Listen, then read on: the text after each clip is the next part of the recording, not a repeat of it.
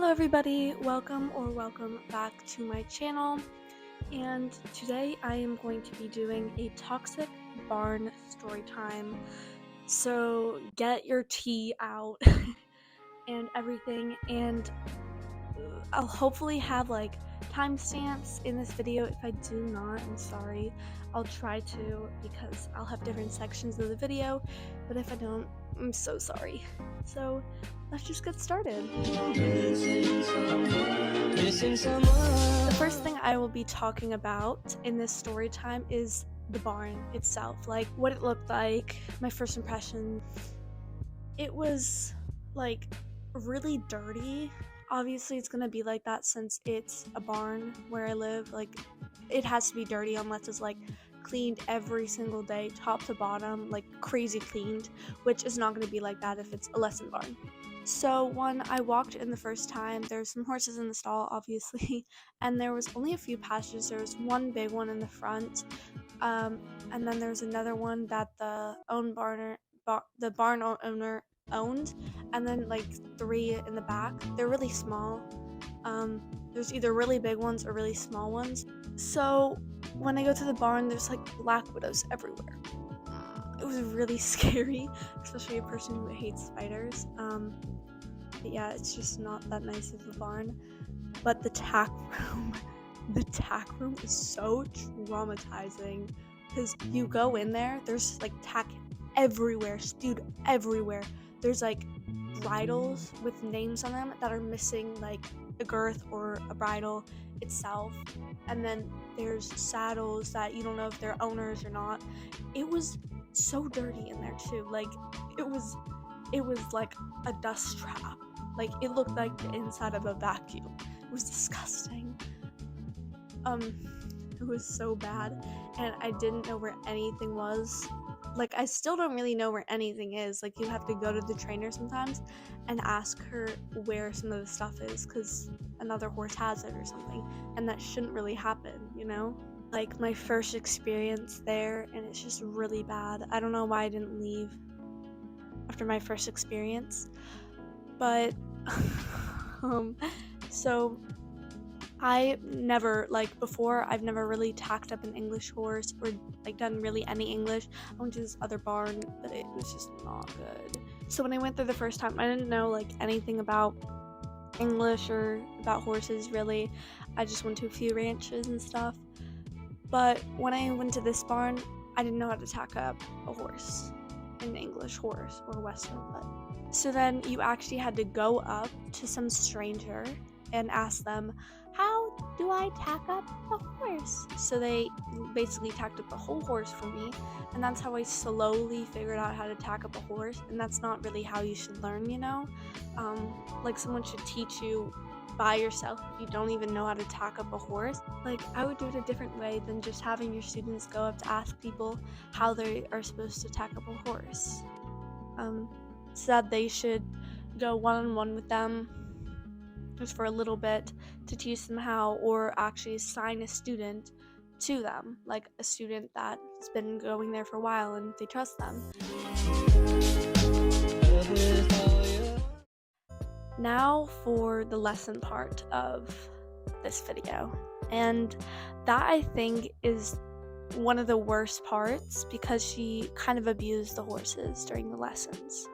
So during lessons, she would basically only do group lessons, and that should be a red flag off to the start. Like, there should not be a barn that only does group lessons, which I figured out with my barn basically only being private lessons. I figured out that group lessons aren't, like, they don't teach you anything in group lessons. That's just really not how they should do lessons. It should be private or just 1 or 2 group lessons a week. It just shouldn't be always group lessons. So then when it came to her teaching, she didn't teach me anything. When I went to my new barn, I had to restart from the beginning. She didn't teach me point your heels. That's the basic of English riding, is to point your heels, and she didn't even teach me that.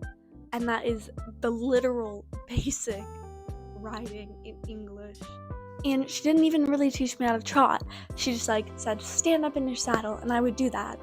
and it looks horrible when I look back on my old videos. It's horrible. It's so bad. The horse that I rode wouldn't canter, and she wouldn't do anything about it. And like, maybe next time you should just assign them to a different horse. If you think they're ready to canter, assign them to a different horse so then they can learn how to canter, but no, they didn't do that. So I just cantered by myself on my own, which was really bad. She didn't even teach me how to do leads, picking up leads, which is like, when you're learning how to canter, that's how you should be doing it, because it's very, very uncomfortable for a horse if they're on the wrong lead. Next thing in the lessons is the trainer would yell at you a lot, and she wouldn't really tell you how to do it. So she would always tell me to put my leg back in this one lesson.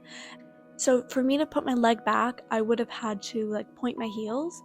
She didn't say that. She just said, put your leg back.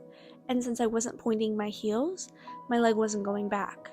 So she just kept on yelling at me over and over and over and over and over again to bring my heel back, but I wouldn't, because I didn't really know how to, and she would just yell at me, and I almost started crying, and I know other people started to cry because of her. So that's just a toxic trainer. I remember one traumatic experience at the barn during the lessons is when I was there and I was trying to trot in the group lesson, and we were doing a round of trot, and my horse wouldn't move.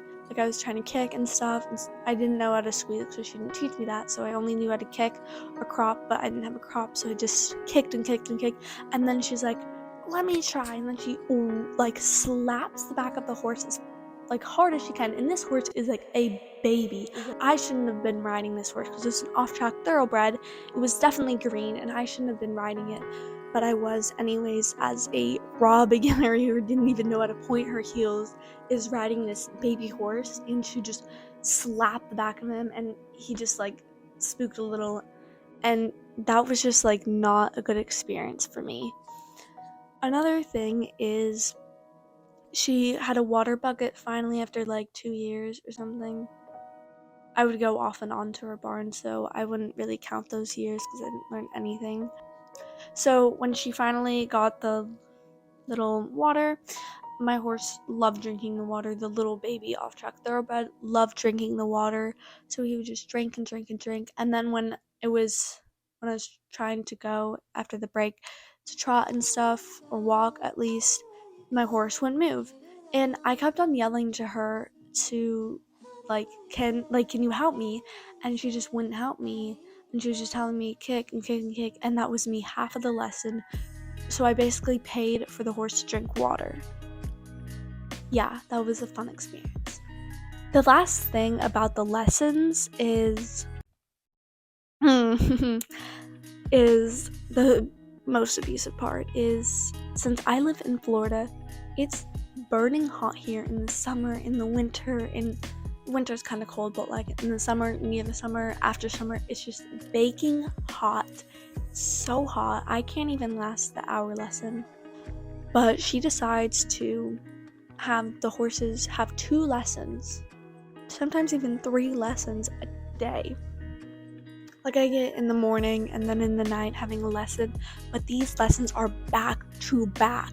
They wouldn't even trade the saddle pads or the saddle, it would just go back to back. And that is horrible, especially in Florida. It is so hot here, and that is disgusting.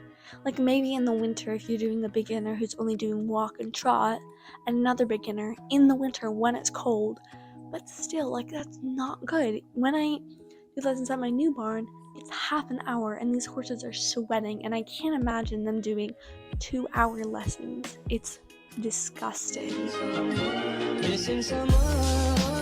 Now for part 3, it's going to be the toxicity of the people at the barns. I did actually meet a handful of nice people at the barn, but some of the people were just toxic. This one friend I had that I made edits recently about,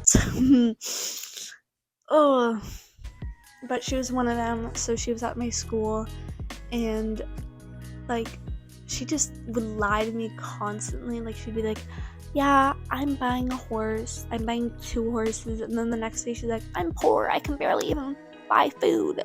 So like she would just constantly lie to me, and we would constantly go off and on of being friends, not being friends, and like it was just so toxic. And the only reason she rode at that barn is because of me.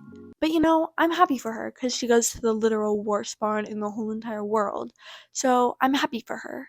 I'm glad she's going to that barn. You know, she deserves it. She's a piece of trash, so she deserves a piece of trash. Yeah. Ugh. But she would just constantly lie to me, constantly just like mentally abuse me, manipulate me. She would constantly call me in the middle of the night, and I was trying to get like a sleep schedule since I was like younger, and you know, I'm being a good child trying to get enough sleep, and she would just constantly call me and call me and call me and call me, and so I would call her up at night and she would just complain and make me cry and like all of this.